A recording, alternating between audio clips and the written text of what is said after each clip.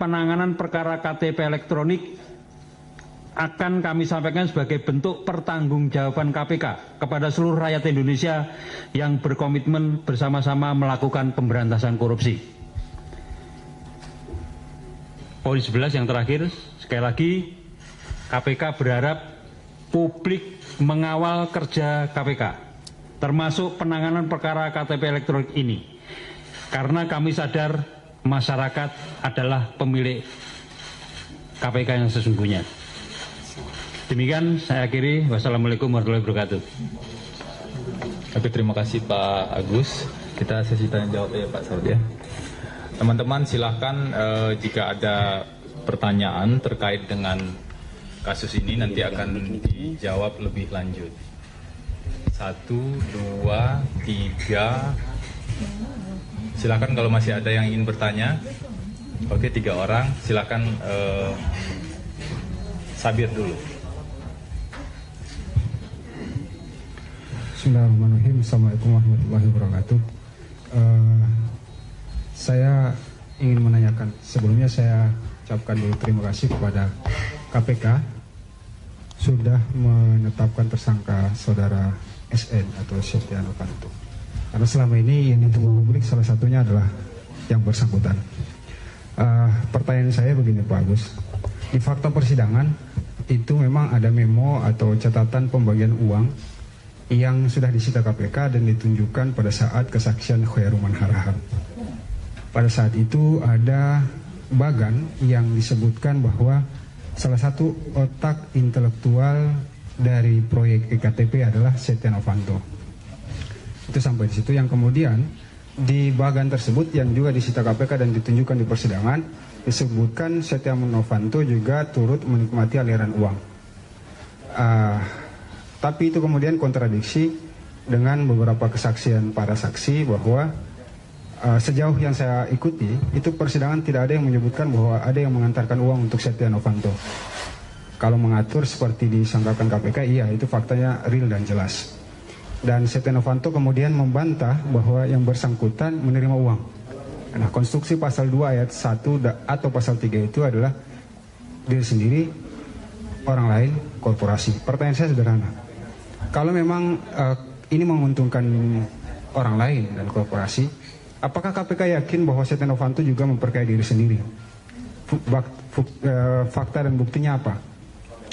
Karena di persidangan tidak nampak sekali uang itu sampai ke tangan Setia Novanto. Kalau ke yang lain, iya. Itu yang pertama soal Setia Novanto. Yang kedua, ini soal bantahan yang selalu disampaikan Setia Novanto. Setia Novanto selalu menggunakan kesaksian Andi Narogong dan Johannes Lim kalau saya tidak salah yang bersaksi dari Singapura waktu itu, bahwa keduanya tidak saling kenal mengenal, tidak ada yang arahan dari Setia Novanto. KPK menggunakan kesaksian siapa dan keterangan siapa dan bukti apa untuk memastikan bahwa Setia Novanto itu benar-benar mengarahkan. Apakah dia Anggreni saja, atau Irman saja, Sugiharto saja, atau misalnya Winata Wira Utama yang direktur. Itu 2 pertanyaan. Yang ketiga dari saya adalah Pansus sedang berjalan. Saya yakin tidak ada kaitan dengan Pansus sebenarnya KPK menetapkan yang bersangkutan. Tetapi bagaimana KPK menyikapi soal makin besarnya upaya penyerangan Pansus terhadap KPK pasca penetapan Setia Novanto sebagai tersangka? Apakah KPK memang sudah siap atau tidak? Ini kaitan dengan kasus hukumnya ya Pak. Tapi di luar itu ada 2 pertanyaan lain. Saya ingin bertanya begini. Informasi yang saya terima ini cukup valid sebenarnya. Setia Novanto sebelum ditetapkan sebagai tersangka itu melakukan manuver secara politik dan secara hukum. Manuver secara politik adalah mengucurkan uang ke anggota Pansus dan beberapa faksi untuk berusaha menyerang KPK ketika yang bersangkutan ditetapkan sebagai tersangka. Manuver yang kedua terkait dengan bidang hukum. Setia Novanto dan kroni-kroninya diduga atau diindikasikan melakukan intervensi kepada pihak Mahkamah Agung hingga ke PN Jakarta Selatan. Tujuannya adalah untuk supaya yang bersangkutan bisa lolos kalau naik ke pra peradilan. Jadi pertanyaan saya ada 5 Pak Agus dan Pak ini, yang bidang politik dan bidang hukum tolong dijawab. Karena ini sensitif dan saya ingin mengkonfirmasi. Karena informasi sudah saya dapat sekitar 2 atau 3 minggu yang lalu. Bahkan Mahkamah Agung sudah menunjuk salah satu hakim yang selevel atau setara dengan Hakim Sarfin, mohon maaf saya sebutkan namanya, itu agar Setia Novanto dimenangkan dalam pra-peradilan. Nah, saya ingin menanyakan, apakah 2 informasi manuver politik dan hukum tadi juga diterima oleh KPK? Kalau diterima oleh KPK, atau misalnya ada tim surveillance yang menemukan, apakah KPK siap mengantisipasi perlawanan politik dan perlawanan hukum di tingkatan pra-peradilan hingga Mahkamah Agung? Terima kasih. Oke, terima kasih Sabir, silakan. Terima kasih sebelumnya. Pertanyaan saya menyambung pertanyaan Bang Sabir. Saat ini KPK kita ketahui sedang berhadapan juga dengan pansus angket. Nah, ketika menetapkan tersangka, akan ada potensi nantinya KPK dianggap melawan pansus. Nah, apa langkah KPK untuk menghadapi potensi itu? Terima kasih. Silakan Deska. Ya, pertanyaan pertama adalah mengapa pengumuman penetapan SN ini sangat lama? Maksudnya adalah sudah berjalan 3 bulan persidangan 2 terdakwa awal, baru akhirnya KPK mengumumkan penetapan TSK ini. Apakah memang KPK membutuhkan dukungan vonis hakim terhadap 2 terdakwa sebelumnya, atau kenapa? Jadi kenapa pengumuman TSK SN ini lama seperti itu? Dan yang kedua, tadi seperti yang sudah disampaikan oleh penanya sebelumnya, dalam sidang-sidang 2 terdakwa ada orang-orang yang akhirnya menarik BAP mereka terkait dengan peran SN yang sudah disampaikan dalam dakwaan JPU. Bagaimana akhirnya KPK dapat firm dan yakin bahwa memang ada peran-peran SN di sini ketika ada penarikan BAP yang disampaikan di pengadilan terkait peran SN. Oke, terima kasih. Ada 3 orang, ada beberapa pertanyaan. Silakan Pak Agus untuk menjawab lebih lanjut.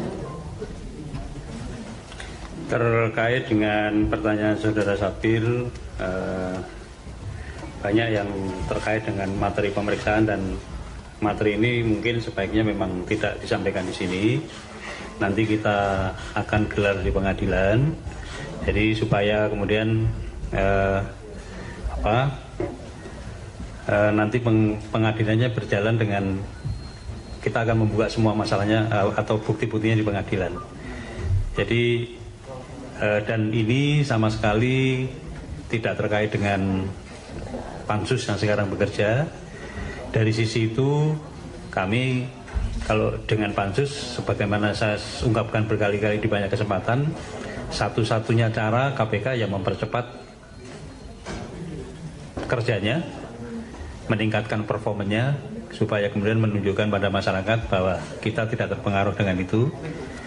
Nah, mengenai pertanyaan yang terkait dengan, walaupun ini nggak terkait hukum, apakah yang bersangkutan intervensi atau yang bersangkutan juga mempengaruhi proses di pengadilan, kami tidak akan berkomentar terhadap itu, ya.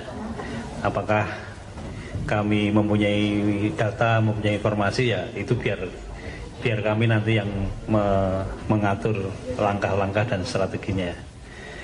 Nah, terkait dengan tadi pertanyaan yang kedua juga masih terkait dengan pansus, pasti kami membawa yang bersangkutan ke proses penyidikan ini bukan sesuatu yang serampangan, pasti kita mempunyai 2 alat bukti yang kuat. Oleh karena itu, ya nanti proses berikutnya Anda ikuti aja di dalam proses di pengadilan. Kemudian pertanyaan terakhir terkait dengan ada yang menarik BAP, kemudian yaitu nanti kita sekali lagi adu bukti di pengadilan, karena dari sisi seperti yang proses terjadi kan sampai ada yang kita tersangkakan karena kesaksian palsu, kemudian nanti dalam persidangannya pasti kita juga akan membuka rekaman apabila diminta oleh pengadilan. Jadi semuanya nanti proses berikutnya kita serahkan pada proses pengadilan, dan KPK akan membawa alat-alat bukti yang diperlukan di dalam proses itu untuk meyakinkan majelis hakim maupun masyarakat banyak bahwa kita berjalan pada track yang betul. Mungkin itu dari saya. Pak Saud mau ada tambahan?